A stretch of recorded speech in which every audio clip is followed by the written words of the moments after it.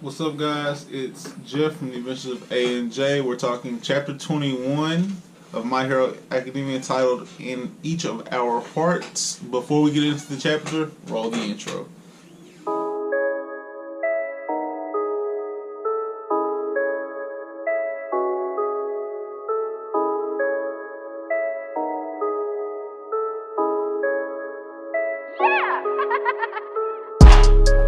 Alright, guys.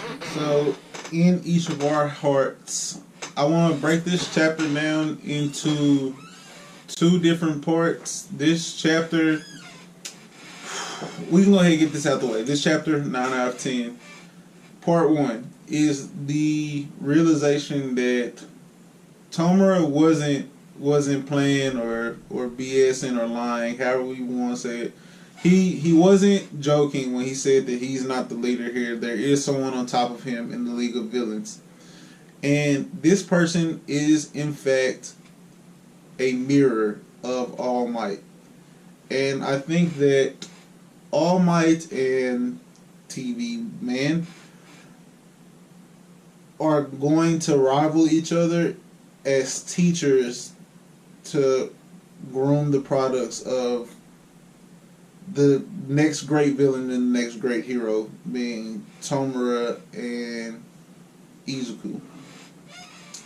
We see that the differences in how All Might has taught Deku, where it's hard work and you're going to grind to do this and we're going to build you up and there's no shortcuts, is the tough love teaching that All Might feels is best for Deku, where the TV has a different kind of feel to him. He's more of the softer teacher, which is different because he's the villainous side of the coin. But he tells Tomura that's okay and failure is where we learn, which is completely true. The greatest lessons are learned when you're down. But he's explained to him that, like, no, all is not lost. You have to figure out where your mistake was made, correct it, make sure it doesn't happen again, and then try again. You saw that, all of our fodder troops were taken out in a flash, so now we need to take our time and get stronger troops. You lied to me, teacher. You told me that All Might was this and he was way better than we thought he was, so we underestimated him. So let's make sure we give him his due respect the next time we approach him. But it was never a you're wrong. There was never a you should have done this, this, and this. It was all positive reinforcement with constructive criticism. He even shows him the value of what he gave him without trying to tear him down for losing it with the Nomu, where he's like, well, that Nomu was strong and we took our time to make him as strong as All Might, but all is not lost. Like, we can make another one. Which, this is such an outstanding revelation that there's someone out there pulling strings behind the scenes that we haven't even seen the reveal of in person yet, that is going to groom fear. He's trying to groom fear itself, where he says they will see the terror of you the next time we're here. And Shigaraki's down on himself, man, because he's experienced defeat to the best that the world has to offer in All Might, and he's extremely down on himself. He got shot.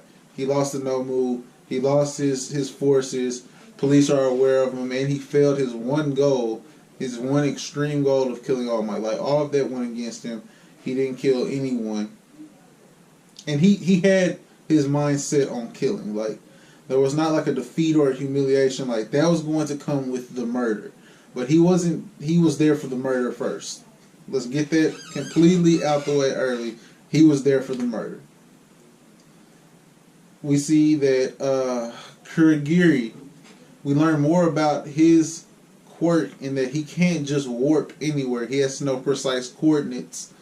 So that rules out what I had said a few chapters ago about them just being able to pop a Nobu in somewhere. No, he has to have the exact coordinates and have been there before. And so that's an interesting development not to nerf Kirigiri, but to establish boundaries to not make his quirk OP. It could have very easily been OP. And even the people around him, which is transitioning, this is the in-between period between part 1 and part 2, which is world building. The world building in between the two halves of this chapter, where not only do I think that the fact that he can warp around and transport things is like could be overpowering, but the people in the story also realize like that's a rare, very useful quirk that fell into the hands of a villain, which isn't good for everyone else, and that's incredibly intriguing. If nothing else, that it continually happens where like what you're thinking is like, dang, like that's kind of dope, but people in the story are also thinking like, dang, that's kind of dope. You know, like that continually happens because of how outstanding a writer Horikoshi really is and how well he's developing the world around his story. Continuing with the world building is the more explanation of the police force, because this is a real world environment.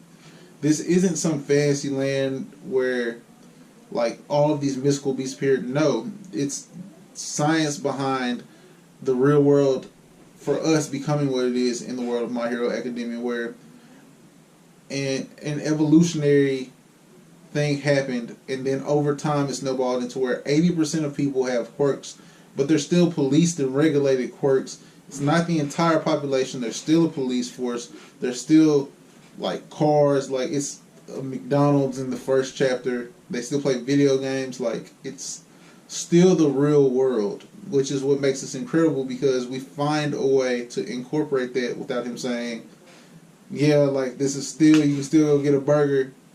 You know, it's just, it's the small touches that subtly remind us like, oh, there's a police force. And not only is there a police force, but everyone in the police force doesn't have a quirk, although some do. We see that there is one of the policemen is a cat. Like he has a cat quirk that has given him a cat's head. We also have the kid that has the bird head in class 1A. Now, in One Piece, the fishman, you can have an octopus fishman and some random fish, and a goldfish mermaid have a shark baby. So I wonder if there's like if that can happen in My Hero, where like maybe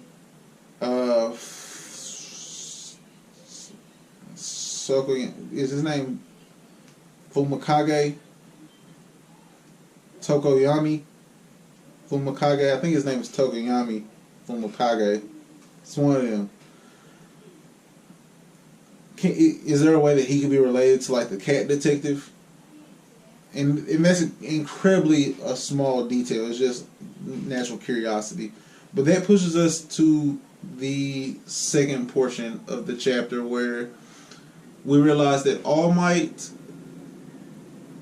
understands that like what his next big task is teacher, because he realizes the environment that Class 1A has been put in has sped up their development, and he wants to be able to groom that pace of development to suit what's happening in the world around them. He wants these kids to be able to be great heroes one day, because that's what they aspire to be.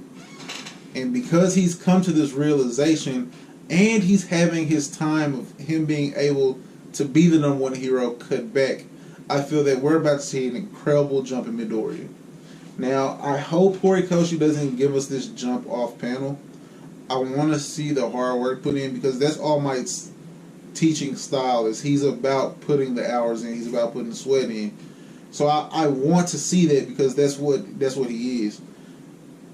But the fact that All Might says now, like on a regular day, he's got an hour to be in his muscle form. Muscle form, All Might went from 3 hours to 1 hour from this one fight, and if time is slowly dwindling, that means he needs to speed up his development of Deku. It's just what it is. And on to the progression of the students, we realize that school was canceled the next day because the school got attacked by villains. So school should be canceled for at least the next day, if not longer. But we're heading to a sports festival. That's the ending lines of the chapters. We're heading to a sports festival, which I'm pretty sure that's kind of like, we would call it like open tryouts. Maybe it's kind of like open tryouts or like a combine. I've never been to a sports festival,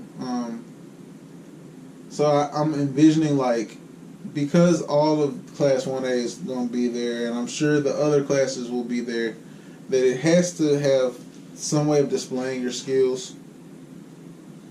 I don't want to Google it. I was going to Google it, but just let me know in the comment section if I'm right, if that's what the sports festival is. But we're getting to see not only what Class 1A can do against each other, where they're in a situation where they can go combat, but we'll finally get more character expansion, which is Horikoshi has proven himself to be able to give us good characters. Like, he's giving us characters and developing them, so I trust him to do it with more characters. Straight up, it is what it is. Before we close out of this, the side comments in the classroom, and like, I love that. I love where they're like, "Oh, why is it, Sensei? You're back. How did you get back so fast? Oh, he's a swell guy." I think that is incredibly creative. I think it's dope. It adds a slice of life to what could be a very serious moment. It shows humor, and it shows that these are still kids. Like, they're still high school freshmen. Or I guess they go to 3 years, so we could call them sophomores to put them on the right track. But these are 14, 15, 16-year-old kids. They're funny. Like, that age group is just funny. But I'm extremely excited to see Kirishima and Bakugo, Todoroki for sure. I'm ready to see how much Midori can grow before it's his time, and I guarantee you this is around the time to start a tournament arc. Like, most of the major mainstream manga and anime, Dragon Ball, Naruto, have a tournament arc. And so, if we're going to get into the tournament arc of My Hero Academia, we're going to see some next level combat. So I want to see what Froppy is, and not even on like some sexist stuff. I want to see what Sue can do against the top competition. I want to see everybody against everybody.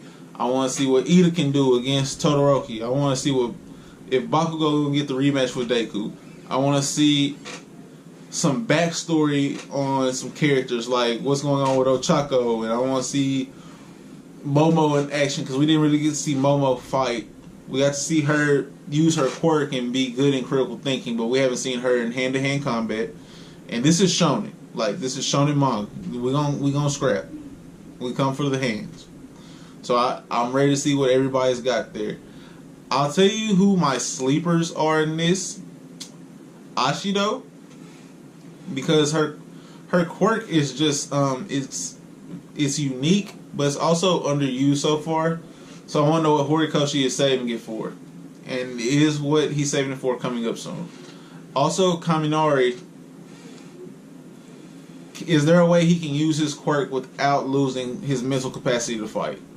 Those are my big questions coming forward. That's coming up. I'm enjoying this, man. I'm loving this. I'm hoping everyone that's checking these videos out is enjoying this. Stay tuned for more. Stay tuned for the gaming channel. Stay tuned for more football content coming. Of course, I'm gonna have the manga out. Stay tuned for. We're gonna try to get to vlogging. Vlogging. Here's the thing about vlogging, is that because both of us work, we don't have the time to edit a vlog and get it out soon enough to where like we haven't already done something else. like, because we go to work, we're passing up when we vlogged to go do more stuff because like life's happening, you know. So like we might not do as many vlogs until like we got some more time to ourselves. But definitely check out the gaming channel. Definitely check out. We're gonna try to get some food videos, some shoe videos out, man. Just stay tuned. Appreciate you guys for stopping by. Like, comment, share, subscribe. Have a good rest of your day, guys.